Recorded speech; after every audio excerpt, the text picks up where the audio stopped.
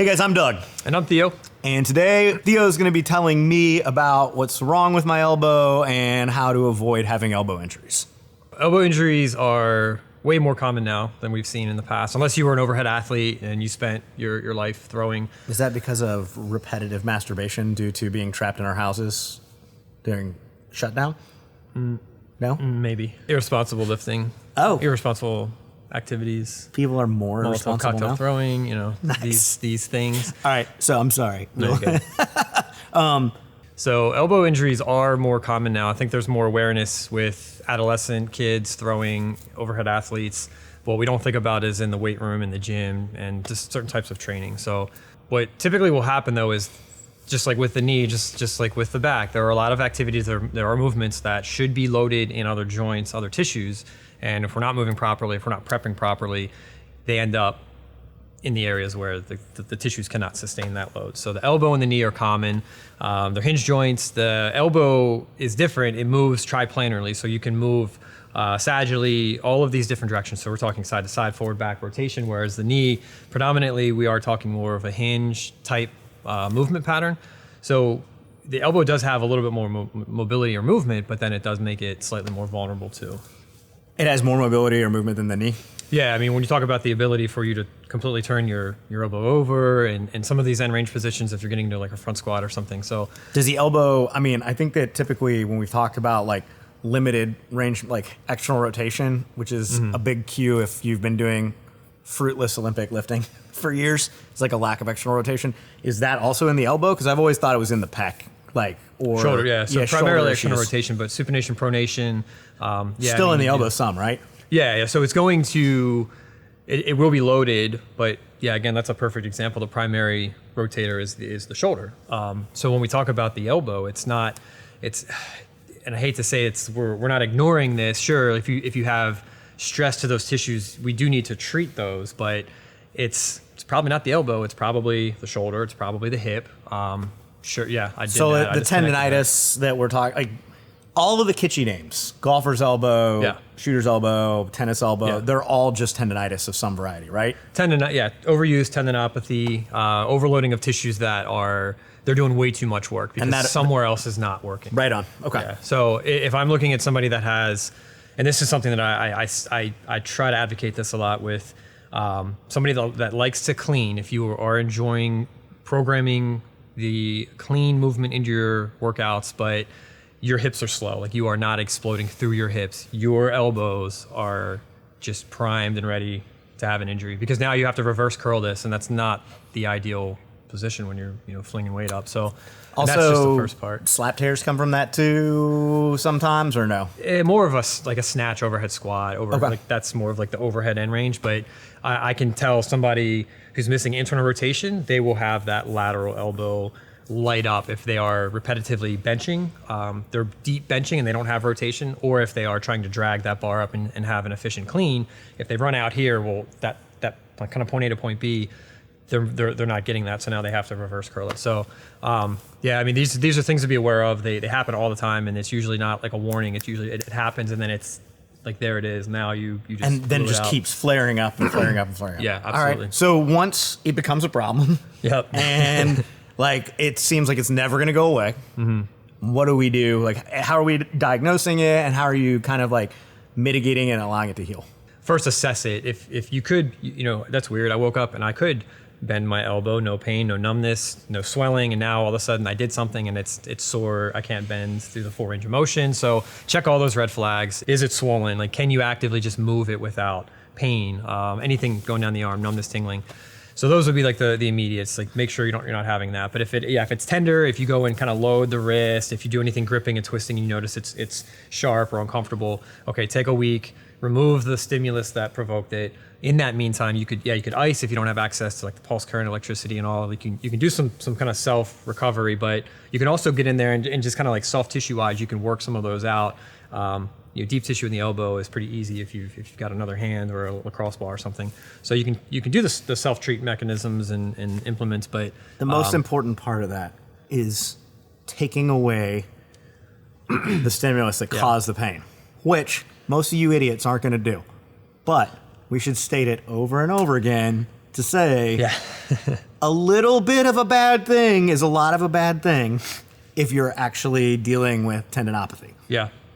Yeah, and you can always work around it. There are ways to continue to train, but that is the major piece of any good rehab or any good provider is going to try to remove as much as they can as they're doing other things, and that just gives the body time to heal. So yeah, so that would be the biggest thing. You can do a couple, there are some like prep, we'll kind of show you just basically some things you can do to prep the elbow, but if you did have an injury, yeah, you have to rest first, give it a week. If it doesn't get better at that point, that's when you need to go and follow up with a provider and actually see if there might be something going on. Because I've actually seen some folks who present with the tendinopathy, they overused it, but because of like a previous injury from growing up and playing a sport where repetitive overhead, or maybe they fell on it a couple times, they had a spur in the elbow, and that was there all along, but then just that, less than ideal movement that they did in the weight room, like that just triggered it. So the spur actually caught the muscle, had a tear. So they're doing all the right things, but you can't change the fact that there is like a piece of bone that grew into the joint. So that's why it's real critical. Don't try to just figure this stuff out on your own for months and months at a time, because these can linger. And if it's just like a tendon loading issue and the tendon just needs to take a step back and then build back up, that's easy. But that's also why I don't have anything in the elbow in my manual. It's all get your shoulder right, get your upper back right, and you would be surprised how good the elbows feel, because a lot of it, yeah, I mean, it really is like the shoulder, the scapula, and the hip, like these are the driving forces. And you think about it, like you just said it, tennis elbow and golfer's elbow. Like, well, what are you doing? Well, if you're swinging anything, if you are producing force in any way, like nobody punches, like throws a punch from their heels. I mean, when you shoot, are you back on your heels and you're just kind of hanging out? Like, no, like you're driving into it. You're letting your hips activate. So with a swinging club, a racket, your hip has to be doing most of the work. Your upper back has to be doing the rest of it. And if you do that right, I mean, it's just, you just pulled a bow and arrow back and let go. If you don't have the access to open up the hip or open up your upper back, that's where this gets hung out. And that's what I don't think people, they don't correlate that, because it does sound kind of sketchy, but yeah, the hip does communicate with the shoulder blade. So when we're talking about these overuse injuries related to a lack of hip rotation or power production, like as a whole movement, are we seeing that younger athletes or younger people, younger populations have less of an incident of this because they have better movement? And that as you get older and you get a more limited range of motion, you start to compensate more in your extremities? Or is this something that's like common to all populations? So yeah, a kid or an adolescent will be able to move more just based off of their tissues are more pliable. But then you think about how their lack of proprioception, like right, they're still learning. They're still growing, they're still developing. So they will hit phases where they're going to hit a point where they're probably going to have a tissue breakdown, but they're also sitting a lot. So sitting in a class and typing or working on devices, like that's not the best opportunity to, hey, you know what we're going to do? We're going to go right from this position and we're going to go start doing some like aggressive overhead work. So yeah, that preparation and transition from this to that, like that still needs to occur. But I still think that you'll see kids, especially now, because it doesn't seem like kids are moving as much, but those sport specific athletes where they get into a sport and like if whether it's a parent or maybe a scout, like whoever's telling them like, hey, your kid's got potential. So all of a sudden it's like tunnel vision. That's all the kid's going to do. So you just see the tissues break down more. So yeah, there's still a preparation that goes into it, but I think kids are just as vulnerable as adults, but at least they should be, playing these silly games like tag, dodgeball, like they're on the playground. So they're moving a lot more dynamic than we are. Multi-plane. Right. So they should be kind of accessing those positions more. It's just the volume can still hit them and end up causing an issue. Okay. So where do we start to fix it? So kind of go through just basically a little prep. So if you are going to perform an activity where you have to do a lot of squeezing or using your grip, we'll go over a couple just basic easy things you guys have probably already seen, voodoo bands and so forth.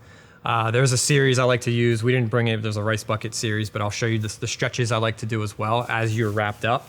And then I have a lacrosse ball, kind of show you some easy ways to just address those tissues, and then even how to load the tendons in the elbow if you do have some pain, some pathology going on, how you can kind of self-treat just by increasing circulation to the tissues of the elbow. So we're going to show you guys a couple quick tricks you can use: the mobility or voodoo bands and a large monster or jump band to do some self-treatment on your elbow. Okay. So we're stretching. We're going to be stretching the elbow. So typically, if you're stretching, we're going to load this up proximal to distal, and then this will allow us to anchor and then mobilize. So I'm going to start at the top. I'm going to go From above my the shoulder elbow. to my fingers, for those of you who don't understand what proximal and distal are. Before anybody starts yelling at me about why I started anywhere. He did it the wrong way! So pretty snug. We're going to have him wrapped up for about 2 to 3 minutes. So I would say this is like a 50% stretch. probably It's a little tight. Probably more than that. But then if I run out here, I can go back over and just reinforce the elbow joint itself.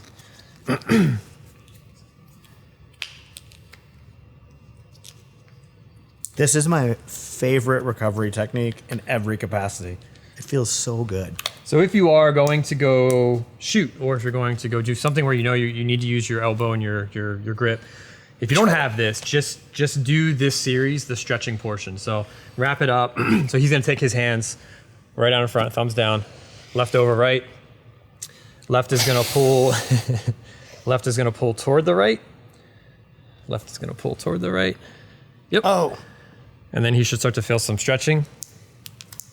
Along Yeah, that right a little. side. Yeah. So just pull a little more. So just relax though. You're not fighting it. You're just letting. It's very passive. So all he's doing is pulling this way, and then he can even add, if he tries to almost rotate that right hand, he'll get a little bit more of a stretch.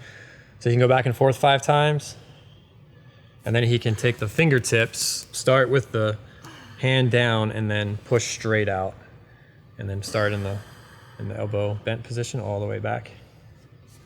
Fingers on top, and then drive out, and now he'll stretch the flexors. So stretch it, straighten your arm. This is not cool. Let's do this again. So fingertips. Yeah. Bring it in. Yeah. Keep that, and then straighten the elbow. This is less cool. There you Theo. go. Dang, bro, you tight. It does not feel good. And then bring it back. So he'll do that 5 times. So he's loading it, but he's anchoring where these muscles attach. So he's feeling it. He's stretching it.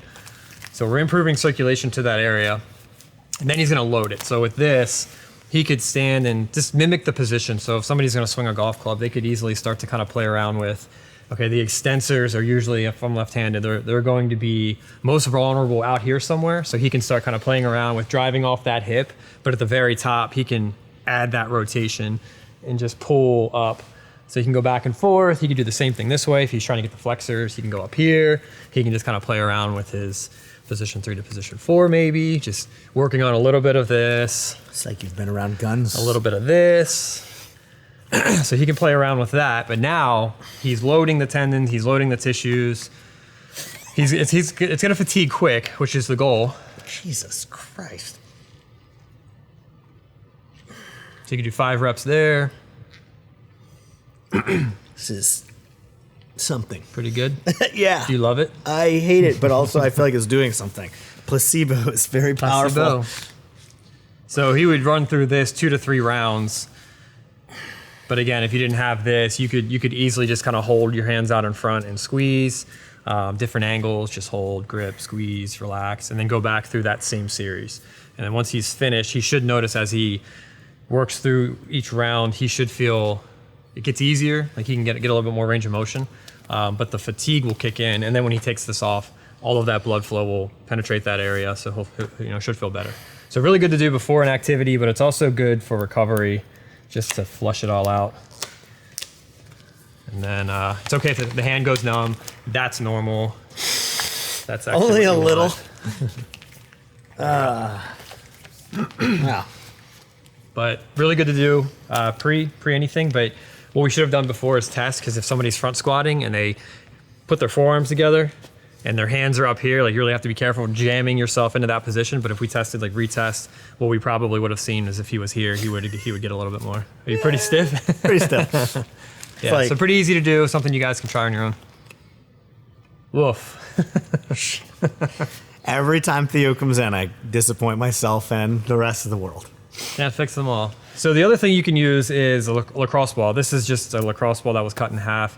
But you can use your fingertips if you don't have anything like a half lacrosse ball. But what Doug's gonna do is pin anywhere that's tender around the elbow. So if he wiggles his fingers and moves this, just gonna move that for a sec. If he wiggles his fingers, here, move that for a sec. This is where those muscles are. So that's what we're going after, everything that feeds here.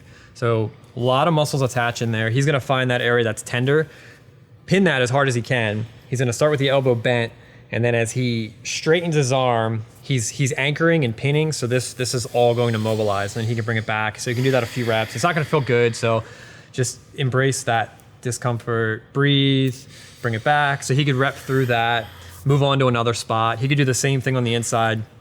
Tendons attached to bone. So if we can stress them and then allow them to absorb a little bit more circulation, that's kind of how they heal. So he's gonna find a spot if he's got some issues on the inside, same idea, pin, and then stretch back and forth. And again, once he's finished, it should feel like it's breathing a little better. Yep.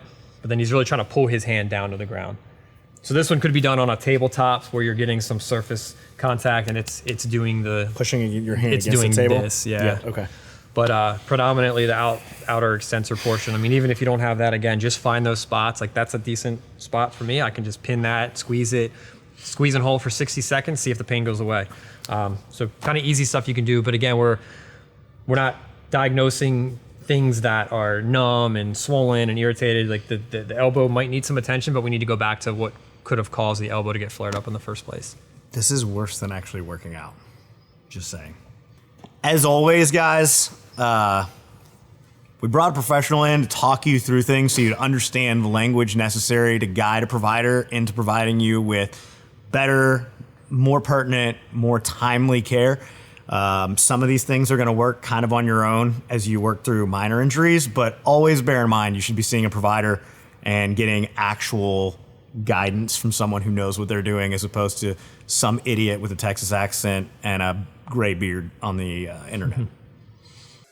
If you guys found this helpful, you can send me a message on my Instagram account at TB_physio. And if this video was helpful, make sure that you click subscribe, ring the bell, and follow more content from us moving forward at SOFLETE.com.